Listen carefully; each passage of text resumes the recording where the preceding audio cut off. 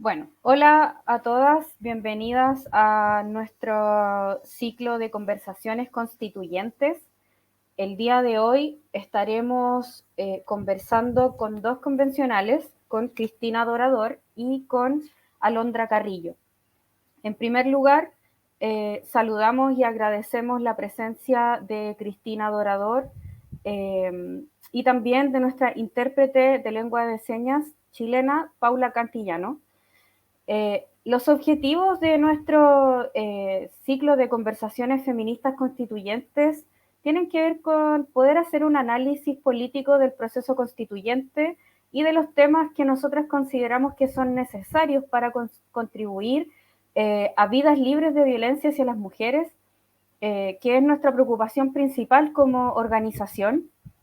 Ya veníamos conversando sobre cómo relacionamos nuestro derecho a vivir una vida libre de violencia con el momento político que vivimos en Chile, en el que por una parte tenemos un momento destituyente y luego un momento constituyente en el que muchas convencionales se han declarado como feministas, han hecho trabajo de base con organizaciones feministas y queremos saber cómo analizan ellas el momento actual en el que nos encontramos y cuáles son las claves para poder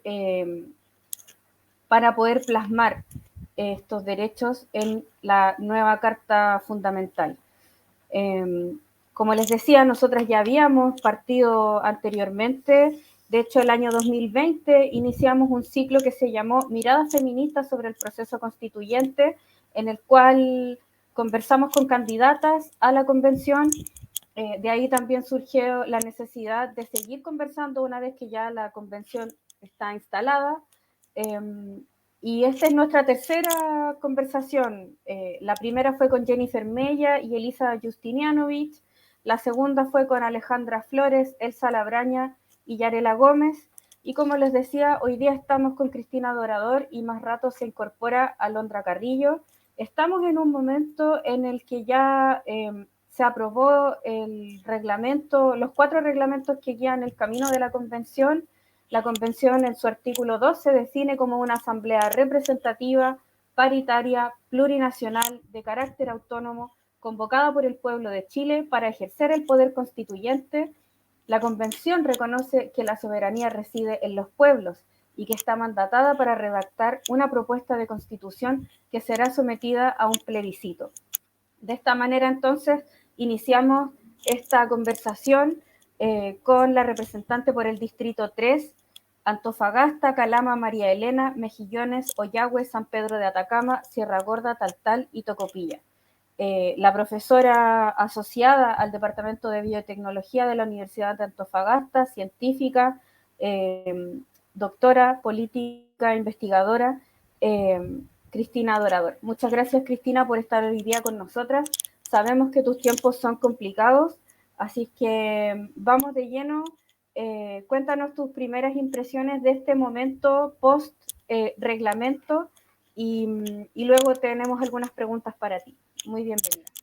No, hola Priscila, hola Paula también que está haciendo la interpretación lengua de señas chilena. Muchas gracias por la invitación. Bueno, efectivamente estamos ahora en una etapa de comenzando, ¿cierto? Una segunda patita, ¿no? Se puede decir de la convención, del trabajo de la convención constitucional, luego de ser aprobados los reglamentos que nos van a regir. Ha sido una etapa primero muy emotiva, porque partimos con los discursos de apertura de cada uno de las y los constituyentes, quienes expresaron sus sueños, sus motivaciones y también sus esperanzas en el proceso constituyente. Por supuesto, hubo algunos discursos digo por supuesto, porque lamentablemente hay un grupo que no está muy de acuerdo con que se cambie la Constitución, entonces fueron también palabras algunas veces muy violentas. Sin embargo, la gran mayoría de las y los constituyentes estamos por avanzar y por generar esta nueva Constitución con bases sólidas en el respeto irrestricto a los derechos humanos y, por supuesto, en muchos más otros principios que están también en el reglamento. Entonces, lo que estamos haciendo ahora, nos organizamos en comisiones y estas comisiones se están también organizando para poder enfrentar el trabajo. Esto implica tener un cronograma que ya hoy se nos presentó oficialmente en el Pleno, y también ir afinándolo junto con las comisiones y definiendo también nuestras salidas territoriales que vamos a tener para poder sesionar en distintas partes de Chile. Así que vamos avanzando, también se va a abrir ya, creo que ya la próxima semana varias comisiones van a empezar a abrir las audiencias públicas y si no las semanas siguientes, las subsiguientes, para ya empezar a obtener, ¿cierto? Y tener la participación que es fundamental para el proceso de la ciudadanía y de todas las personas. Sí, precisamente sobre los discursos de apertura, obviamente yo para esta instancia me puse a estudiar, escuché tu discurso, Cristina, hablaste de extractivismo, desigualdad estructural, centralismo y desigualdad de los territorios, interseccionalidad, la reivindicación del desierto y de la naturaleza, la reconsideración radical de la humanidad de sí misma y que para ello una constitución ecológica es fundamental para no farrearnos el planeta, básicamente, pero también que nosotras hacemos el ejercicio constantemente de pensar cómo todo este proceso político y social del momento constituyente en el que estamos se relaciona también con nuestras propias vidas en tanto mujeres. Entonces te quería preguntar cómo todo aquello que tú pones en tu discurso de apertura, el extractivismo, la desigualdad, el centralismo, la interseccionalidad, etcétera, toca de manera muy importante todo lo que tiene que ver con nuestras propias vidas en tanto mujeres viviendo en este territorio diverso. ¿Cómo lo relacionas tú? ¿Cuál es tu visión al respecto? Bueno, en general, y no, está más que reportado, o sea, las mujeres somos quienes más nos vemos afectadas en la misma sociedad, en todo orden de cosas. Entonces uno puede ir escudriñando distintas temáticas del quehacer diario, cotidiano de las personas y siempre se va a dar cuenta que las mujeres somos las más perjudicadas en distintos niveles y distintas profundidades. Entonces, en el caso ambiental, es muy claro también esta situación. Las mujeres justamente son las que sufren mayor violencia, la violencia estructural, no solamente la violencia física, sino que, por ejemplo, en el tema del agua, son las mujeres las que, y no solamente en Chile, en distintas partes del mundo, son las que tienen que proveer a las familias, tienen que ir a buscar el agua, traerla, tienen que procurarse todos los servicios básicos también para el grupo de cuidado.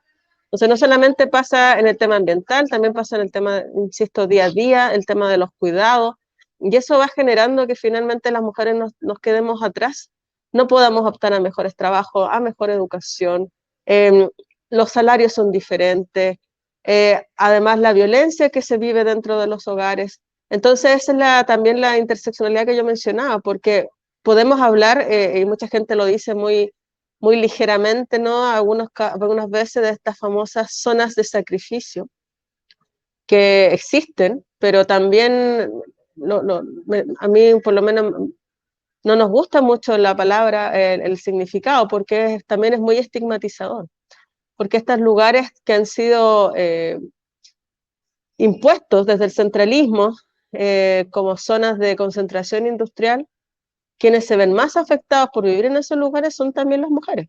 Entonces, ese sacrificio finalmente, ¿de quién es?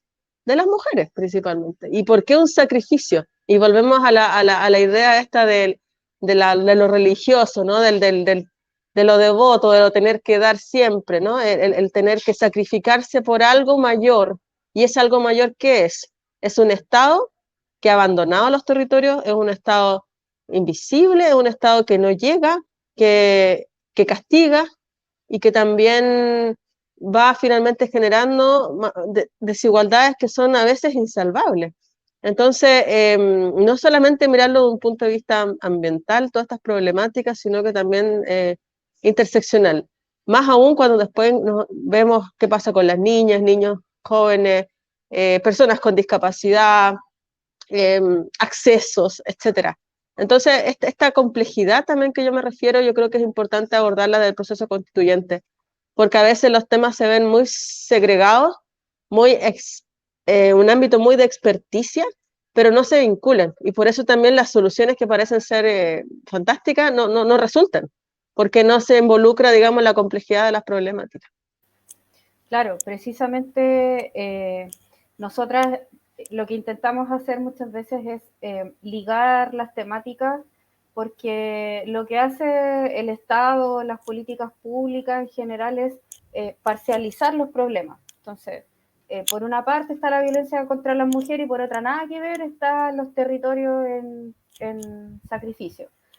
Eh, entonces, sabemos que eso no es que alguien se saque el traje de mujer para ponerse el traje de persona que vive en territorio en sacrificio, sino que uno convive con todas esas problemáticas y por lo tanto no podemos dejar de analizarlas desde la complejidad, porque si tendemos a simplificar el problema, vamos a dar soluciones que no sean beneficiosas para todo el mundo.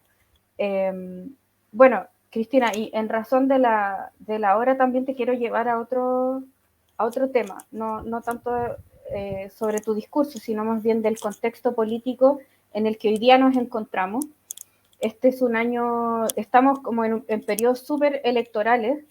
Eh, en esta carrera presidencial, nosotros vemos con preocupación el avance del fascismo, vemos con preocupación cómo se utilizan también los discursos de manera poco transparente, de manera superficial. Eh, y entonces queremos saber también desde tu visión cómo este contexto actual permea el trabajo de la convención, cómo, de qué manera inciden las elecciones en las discusiones en torno a estos mismos ejes que hemos estado conversando.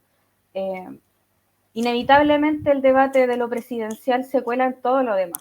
Entonces, ¿cuál es tu impresión acerca de cómo este contexto político va a permear el trabajo de ustedes?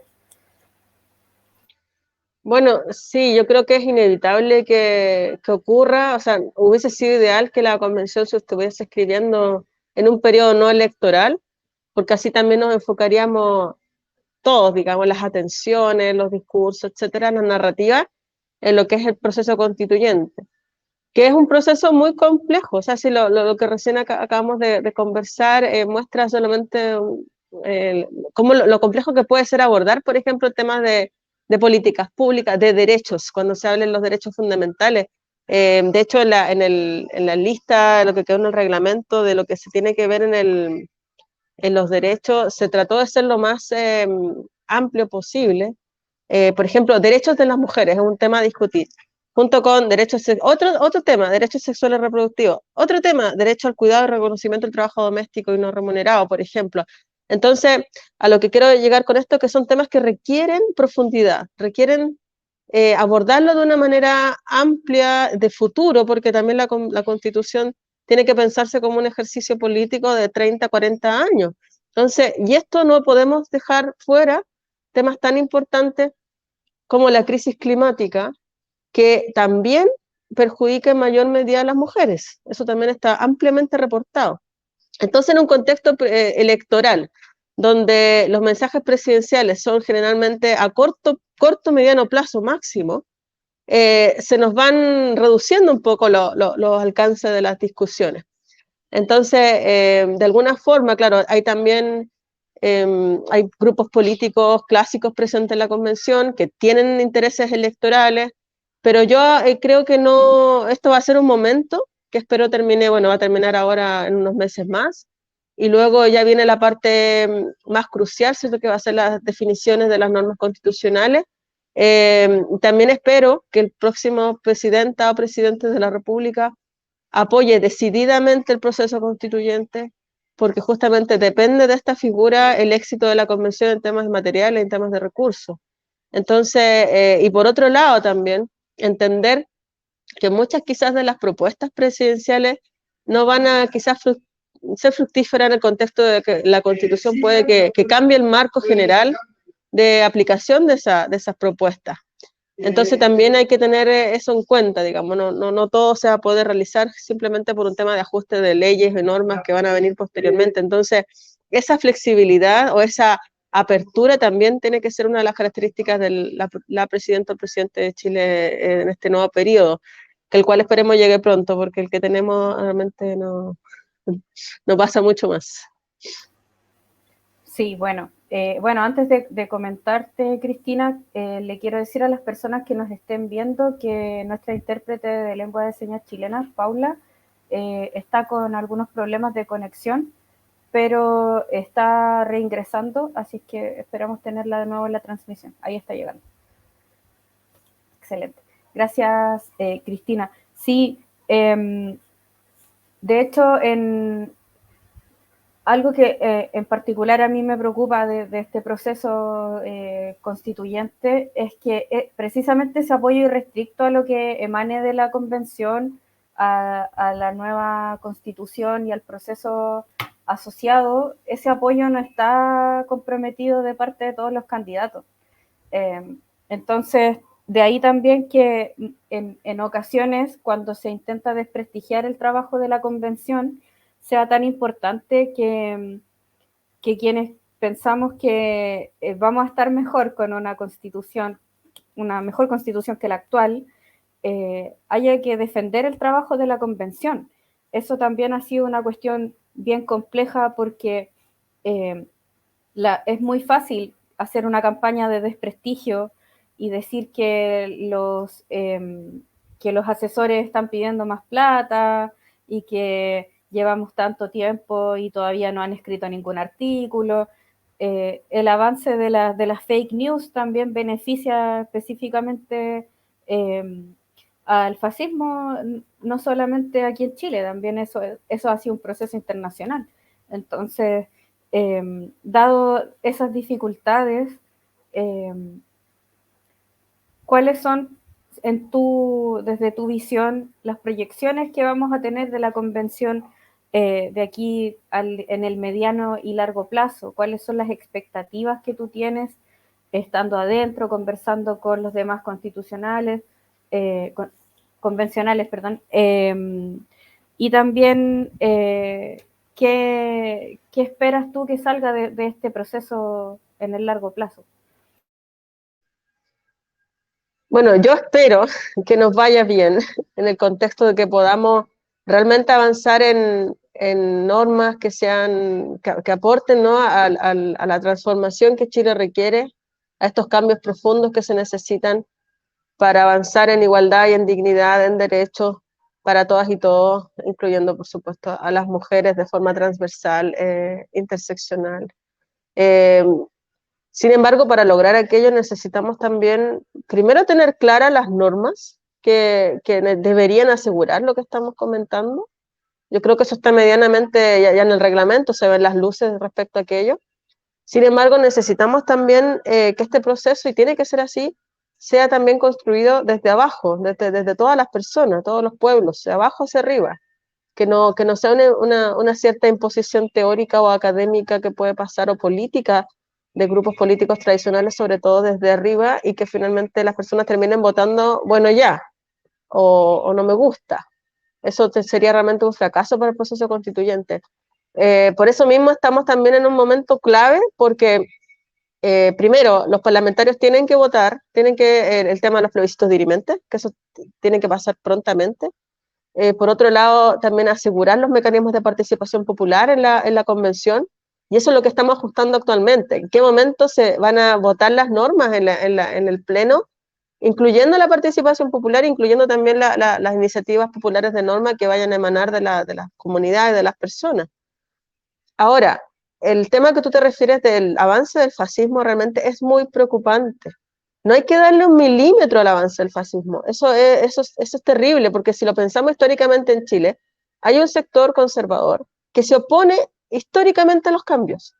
Y los cambios más profundos que yo vislumbro que van a poder ocurrir es justamente lo que estamos haciendo un grupo constituyente que nos llamamos los ecoconstituyentes, que tiene también una perspectiva feminista muy profunda, eh, donde queremos incluir la perspectiva ecofeminista, en algunos casos ecológica, en todo el texto constituyente. Esto quiere decir cambiar también el modelo económico que tiene Chile, avanzar o transicionar hacia formas distintas de hacer economía, y eso implica necesariamente cambiar las lógicas extractivistas.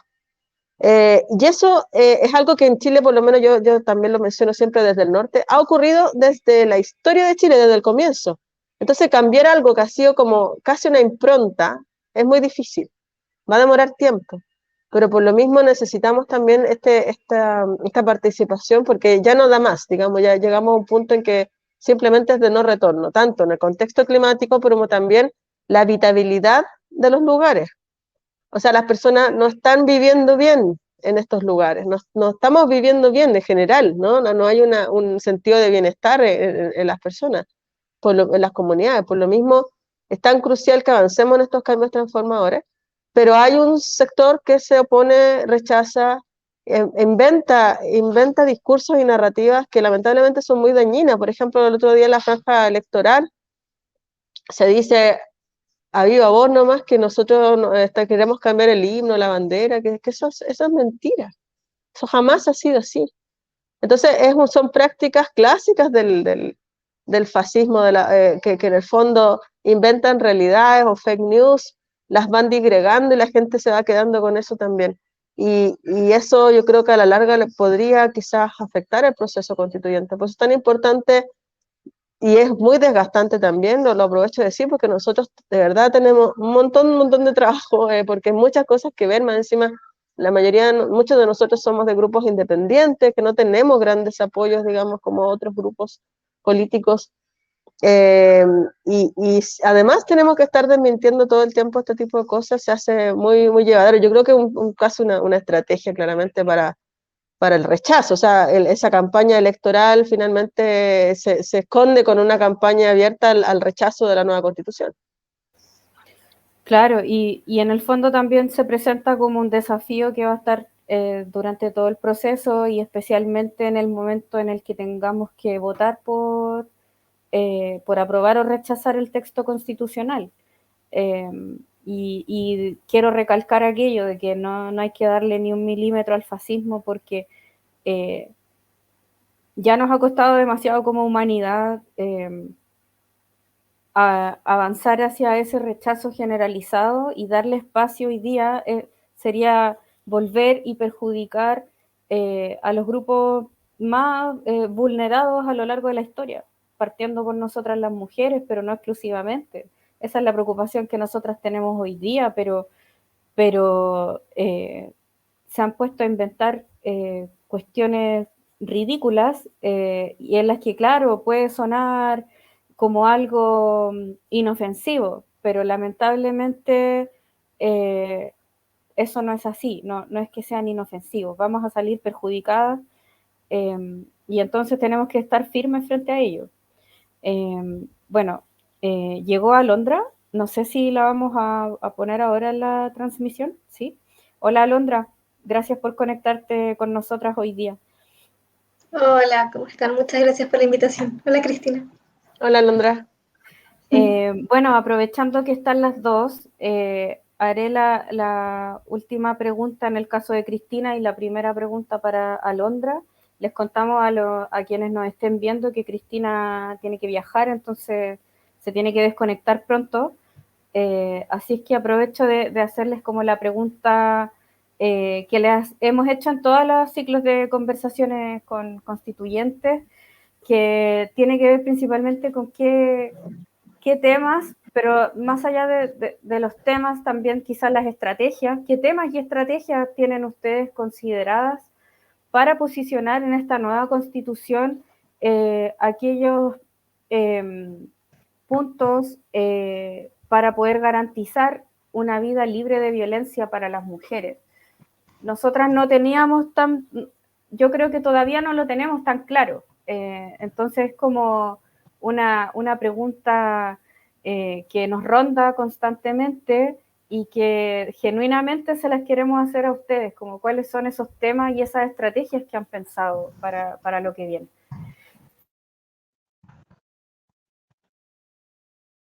No sé quién quiere partir. No sé si, Cristina, ¿prefieres que parta yo? Sí, sí, dale no. Ya.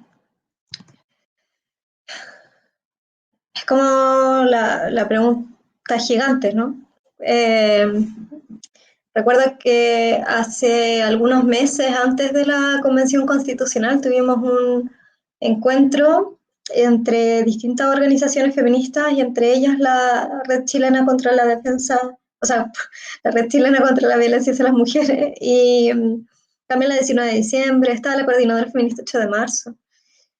Y hicimos un análisis un poco más general, ¿no? Que no tiene que ver tanto con el proceso constituyente como tal, sino con qué es aquello que determina la condición de opresión en la que nos encontramos las mujeres en las sociedades contemporáneas, eh, y cuál es la diferencia. Me acuerdo que Sandra Palestro lo formulaba de un modo súper claro, ¿no? Como entre las políticas que pueden cambiar nuestra situación, es decir, como cambiar aspectos parciales de nuestra vida, ¿no? Mejorar nuestras condiciones de existencia, versus aquello que permitiría cambiar nuestra condición en las sociedades contemporáneas.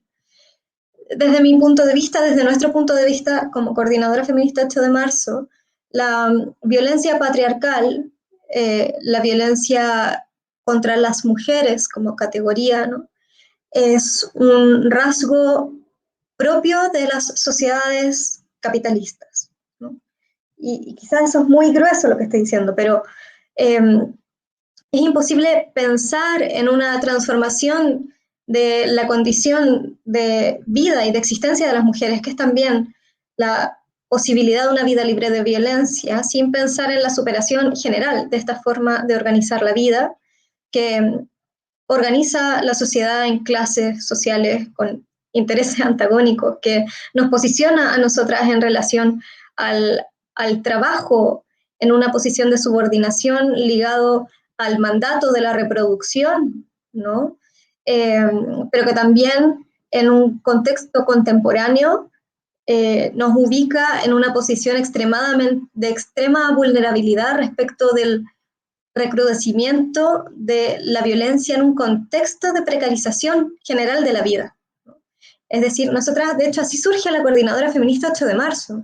Esta Coordinadora Feminista 8 de marzo, que surge el 2018 y que es una de esas experiencias, y surge justamente de preguntarnos cómo nuestra lucha contra la violencia patriarcal puede ser más que simplemente la denuncia, ¿no? de esa situación de violencia, de esa experiencia de violencia, y pasar a ser un programa propio que fuese al mismo tiempo un programa de transformación radical de la vida. Y ahí es que hablamos de la precarización de la vida, ¿no?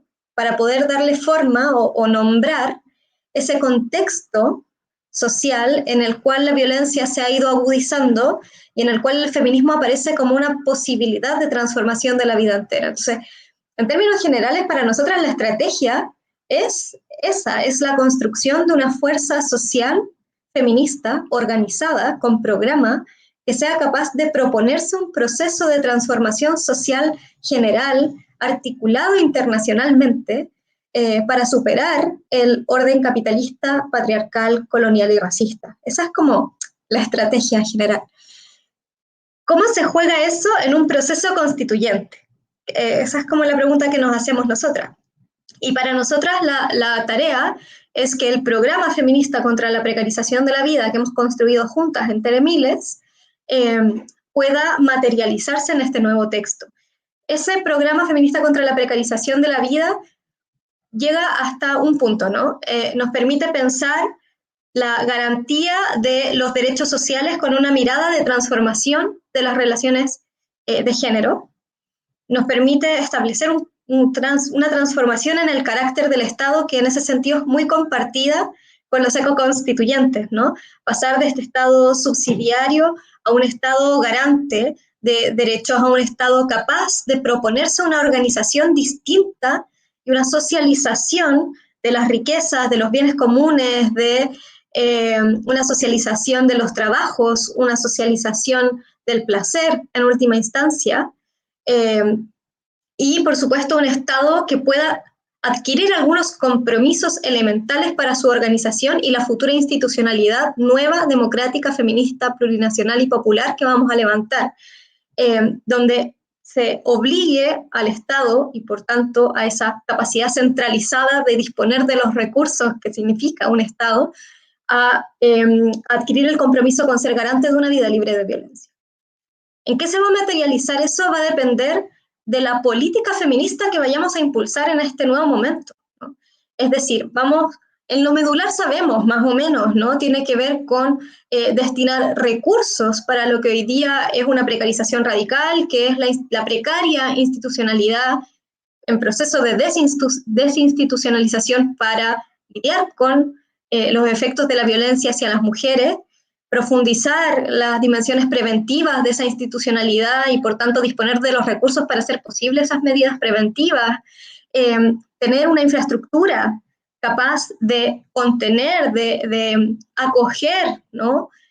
A quienes hoy día están en situaciones de riesgo, de peligro, producto de esa violencia, de la expresión más fuerte de esa violencia, una transformación de los medios de comunicación que imponga algunos marcos democráticos para el ejercicio de la comunicación, donde esos marcos democráticos sean también un marco de ir a contrapelo de la inercia de la comunicación patriarcal.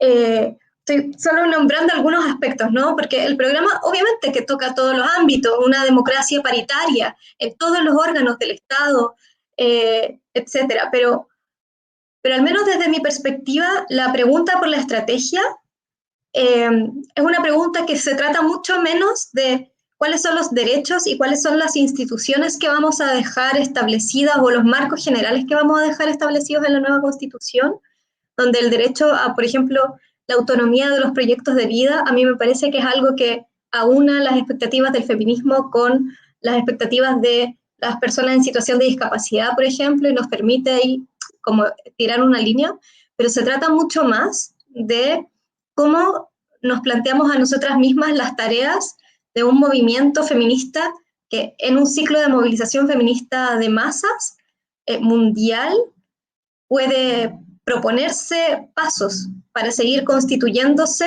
como, como un proyecto político, como un proyecto político de la clase trabajadora feminizada, precarizada, etc. Yo creo que ahí se juega mucho más la estrategia que en estas otras medidas que de alguna manera medio que ya sabemos cuáles son, porque llevamos muchos años, muchas décadas hablando de esto. Eso sería mi respuesta. Era una pregunta muy grande. Pero... Sí, bueno, es que así me encargaron a mí que preguntara. No, mentira. Bueno, claro, son muchas. Nosotras tenemos décadas acumuladas de movilización feminista. Yo creo que en más de un diagnóstico llegamos a que teníamos que cambiar la Constitución, entre otras cosas, pero es distinto cuando ahora ya está ocurriendo. Yo creo que eso es algo que a varias todavía nos tiene sumamente sorprendidos. Antes de darle la palabra a Cristina, queríamos saludar a la colectiva feminista Patiperras de La Serena, que están conectadas a la transmisión y siempre, bueno, participan de la red chilena, así que son la red también en la región de Coquimbo, así que un abrazo para las compañeras. Cristina, te hago la misma pregunta, pues, entonces, ¿con qué temas y qué estrategias has pensado tú y tu equipo o con otros convencionales sobre cómo podemos contribuir a garantizar la vida libre de violencia para las mujeres? Bueno, sí, yo me uno a lo expresado por Alondra. Es un proceso transformador mayor que requiere de pensar muy colectivamente este tipo de acciones y políticas que van a incluirse en la nueva Constitución. Pero también yo creo que algo súper importante es entender lo que es la violencia, porque hay muchas personas que quizá no entienden que vivimos en un ambiente violento.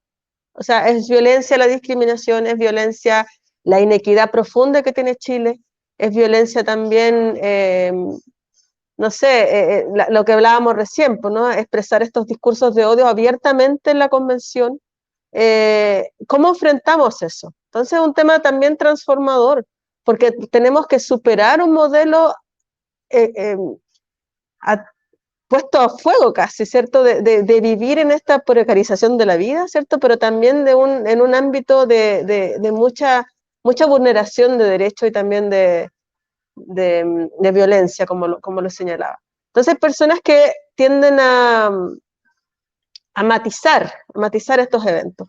No, si no es para tanto, si no, eso no es violento, o sea que solamente son diferencias de opiniones. Y por eso también volvemos a lo que tú me preguntabas recién de no darle un milímetro al fascismo, porque justamente eso no son diferencias de opiniones, simplemente hay que reconocer cuando un discurso es fascista o no.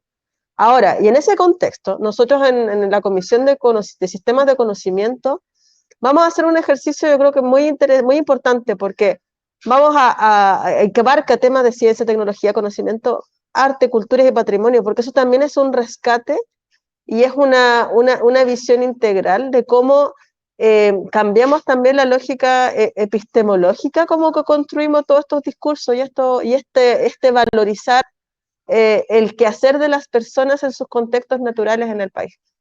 O sea, más específicamente, darle valor y darle importancia a lo que hacemos nosotros en el día a día y eso llevarlo de alguna forma a al catálogo de derechos, por ejemplo, los derechos culturales, el derecho a crear, que también para las mujeres ha sido históricamente negado. O sea, las mujeres estamos siempre muy minimizadas respecto a estos quehaceres intelectuales, por ejemplo, ¿no? ¿Para qué dar ejemplo? Por los premios Nobel, son todos hombres, qué sé yo. El 30% de la investigación en Chile la hacen mujeres, el resto son puros hombres, todo el sistema patriarcal universitario, millones de ejemplos, y el arte también y la cultura. Entonces, tenemos que abarcar todos los espacios. Y eso va a implicar también cambiar lógicas de pensamiento y de generación de conocimiento, porque el conocimiento también que nosotros usamos justamente como referencia teórica, mucho ha sido generado por hombres de una cierta perspectiva. Entonces también tenemos que dar espacio para este cambios transformadores, también generar las bases, insisto, históricas y de pensamiento para dar esta salida. Y eso tiene que venir de quienes han estado históricamente invisibilizadas, que son las mujeres. Entonces, es un trabajo transformador, yo creo que de larga data, pero podemos también nosotros crear desde la Constitución las bases para que eso ocurra. Y no hay vuelta atrás, simplemente. Eso, no hay vuelta atrás. Bueno, Cristina, no sé si... Sí, me tengo que subir al avión, así que... Sí, eso mismo. Bueno, fue un gusto estar aquí con usted, un gusto conversar siempre de estas cosas, así que de estos temas tan importantes. Un saludo a todas y todos quienes están escuchando. Y Muchas nos vemos en gracias. una próxima oportunidad. Y que te recuperes también y que llegues bien a Gracias. destino. Muchas gracias. Chao, chao. Chao. Nos quedamos con Alondra nosotras. No te alcancé a presentar porque como llegaste a la mitad de la conversa, pero bueno, tú eres psicóloga de la Universidad Católica y fuiste vocera de la coordinadora 8M entre 2018 y 2020. Estuve escuchando también tu discurso de apertura. Hablaste mucho sobre la memoria y la herencia de las luchas de las mujeres feministas y diste mucho espacio a la colectividad articulada por mujeres, ¿cierto? Eh, ¿Cómo te planteas tú desde estos puntos como una también representante del distrito 12, un distrito bien abandonado, donde muchas veces, durante décadas no llegó el Estado a muchos de esos lugares? Eh, ¿Cómo te planteas desde ahí, desde la memoria, pero también, como decía Cristina, con una mirada de futuro? Creo que eso es una cuestión súper difícil porque hay que estar súper consciente del pasado, del presente, del momento constituyente, pero también pensar siempre en clave de futuro. Entonces, ¿cómo se hace eso? ¿Cómo lo has hecho?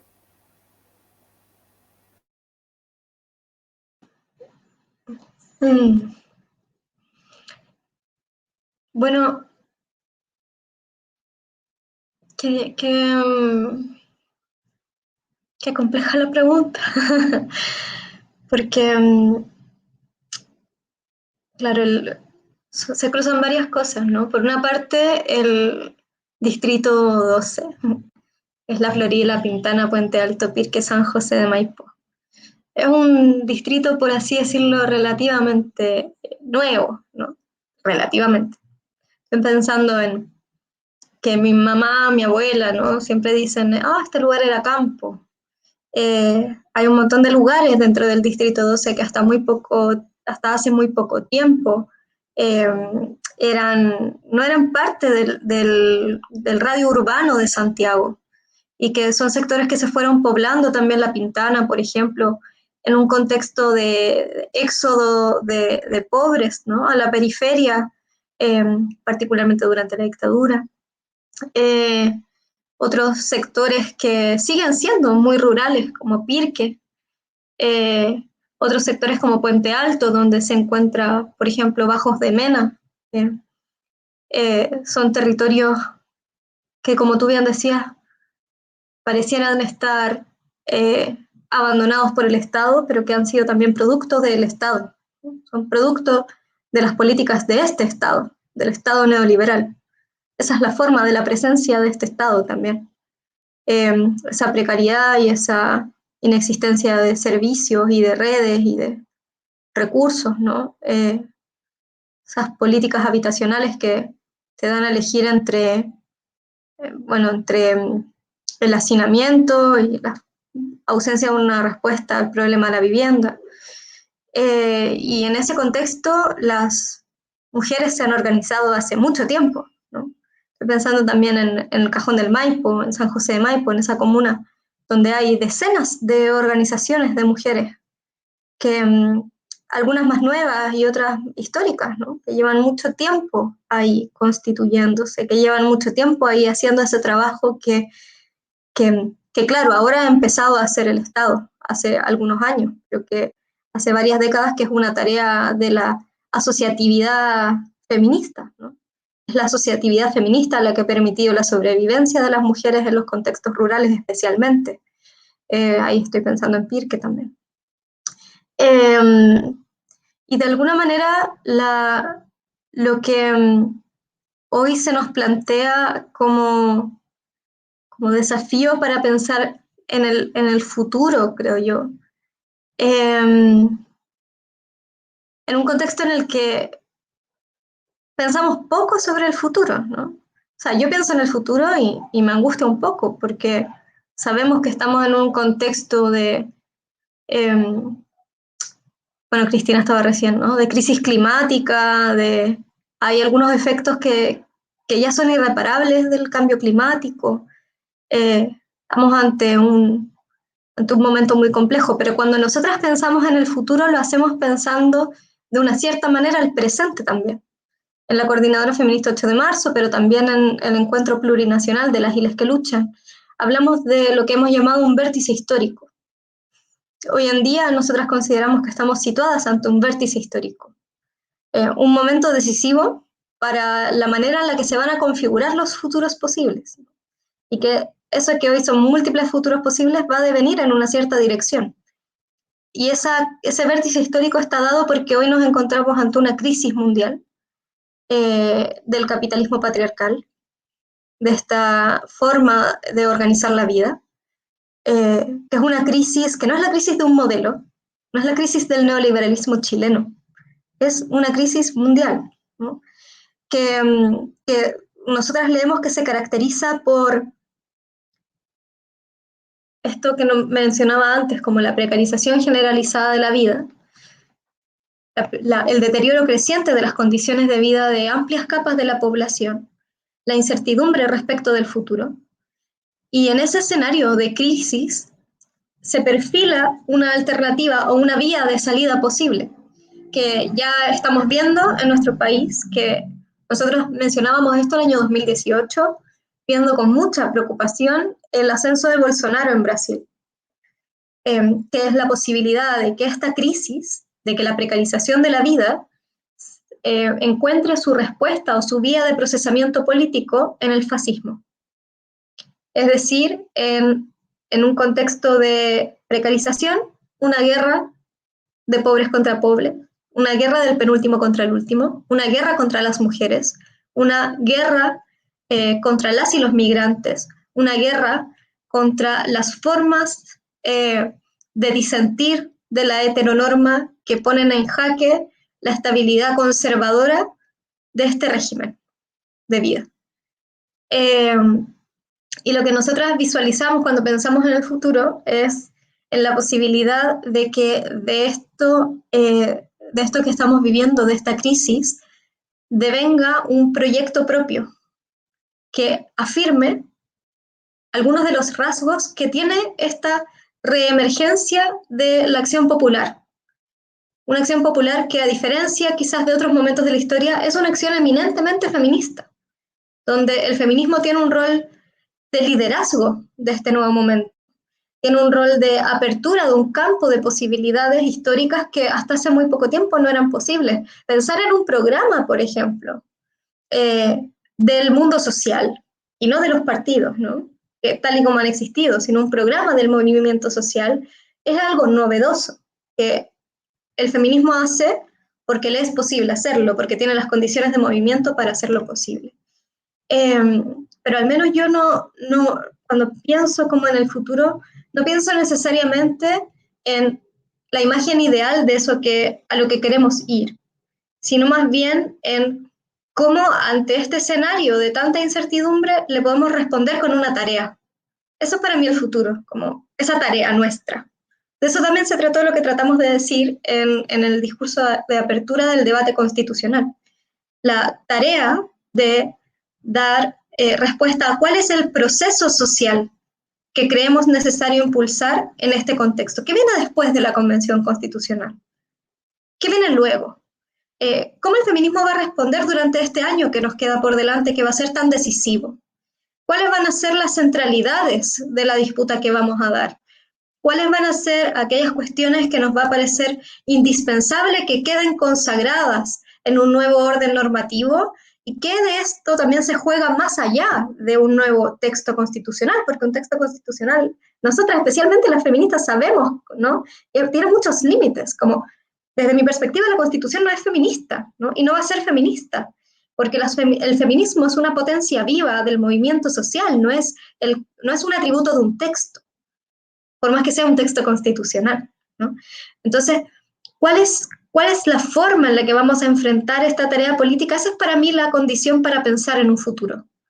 Y creo que estamos ante la posibilidad de poder ir respondiendo esas preguntas siempre y cuando sigamos sosteniendo la posibilidad de encontrarnos a hablar de esto, ¿no? Tenemos que tener un nuevo encuentro plurinacional de las islas que luchan. Tenemos que tener un nuevo encuentro feminista, ¿no? Tenemos que tener nuevos momentos para poder plantearnos estas preguntas y poder contestarlas en colectivo y ver más o menos cuál va a ser la apuesta que vamos a delinear en este momento histórico. Así es que yo me planteo el futuro. Gracias, Alondra. No sé si estoy haciendo preguntas muy difíciles, pero eso cuando escuché tu discurso bueno, por una parte lo encontré súper muy, muy bonito en el sentido de rescatar las memorias feministas, porque a veces en los movimientos feministas nosotras vemos que falta un poco de historicidad, o por el entusiasmo se nos olvida revisar lo que ya hubo.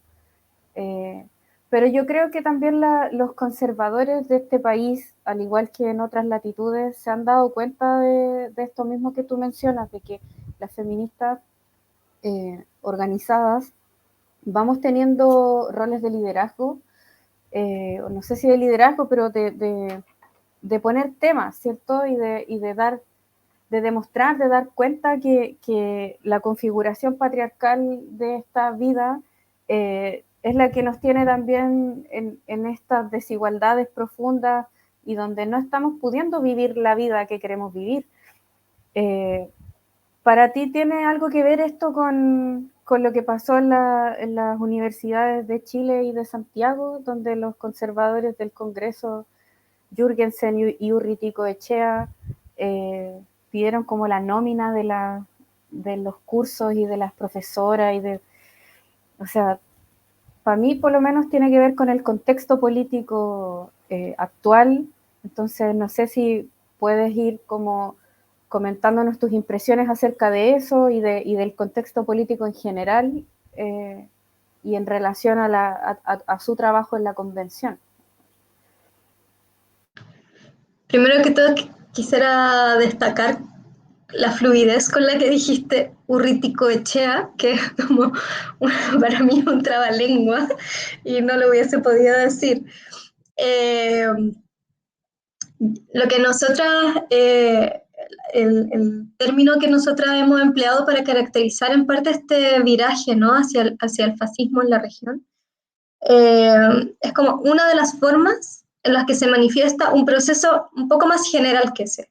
Como una de las manifestaciones es la posibilidad del fascismo, pero esa forma es una forma del giro autoritario, así lo hemos llamado nosotras. El giro autoritario de las democracias contemporáneas. Sebastián Piñera es expresión de ese giro autoritario, ¿no?, de esa respuesta que, sin necesidad de suspender el Estado de Derecho como tal, sí adopta rasgos de, de restricción de la actividad democrática del Estado.